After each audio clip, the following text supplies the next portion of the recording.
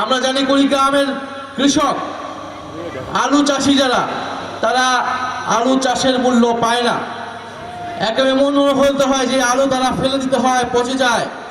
কোনো cold storage, পর্যাপ্ত পরিমাণে কোল্ড স্টোরেজ আমাদের উপজেলাগুলোতে নেই। আধুনিক প্রক্রিয়াজাতকরণ কোনো ব্যবস্থা নাই। আমরা আগের মতো কৃষি ব্যবস্থা এখন আর যেতে পারবো না। কৃষির যেই ডিমান্ড পুরো বিশ্বব্যাপী, আমাদেরকে সেই যুগের সাথে তাল মিলাতে হবে। এবং এইটার যে সিন্ডিকেট, মধ্যস্বত্বভোগী যারা কৃষকের থেকে দূরত্ব তৈরি করে, সেই সিন্ডিকেটকে কমিয়ে এনে রাষ্ট্রকে, সরকারকে এখানকে ব্যবস্থা নিতে হবে। এবং কৃষকরা সরকারি মূল্যে ধান গোডাউনে দিতে পারে না, সেখানে থাকে দলীয় সিন্ডিকেট। প্রতি উপজেলা থেকে প্রায় 4 কোটি টাকা সিন্ডিকেট নিয়ে নেয়।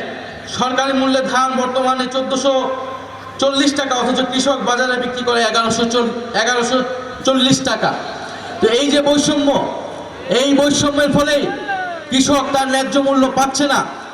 তো আমরা আশা করব যে কৃষক তার ন্যায্য মূল্য পাওয়ার যে অধিকার, সেই লড়াই শুরু হবে এই কুড়িগ্রামের মাটি থেকে। আপনারা যেহেতু আজকে এখানে আমাদের আহ্বানে এসেছেন, সাড়া দিয়েছেন, ইনশাআল্লাহ আমরা আপনাদের অধিকারের পক্ষে কথা বলে যাব। সারা বাংলাদেশের সকল গ্রামে, সকল ইউনিয়নের, সকল জেলা উপজেলায় কৃষক শক্তিকে সংগঠিত করব। আমরা কৃষকের অধিকার নিশ্চিত করব, বাংলাদেশের কৃষির পুনর্গঠন করব। কৃষির সংস্কারের মাধ্যমে বাংলাদেশের অর্থনীতির একটা নতুন দিগন্ত রূপরেখা জাতীয় নাগরিক পার্টি এনসিপি এবং জাতীয় কৃষক শক্তি জাতির সামনে উপস্থাপন করবে।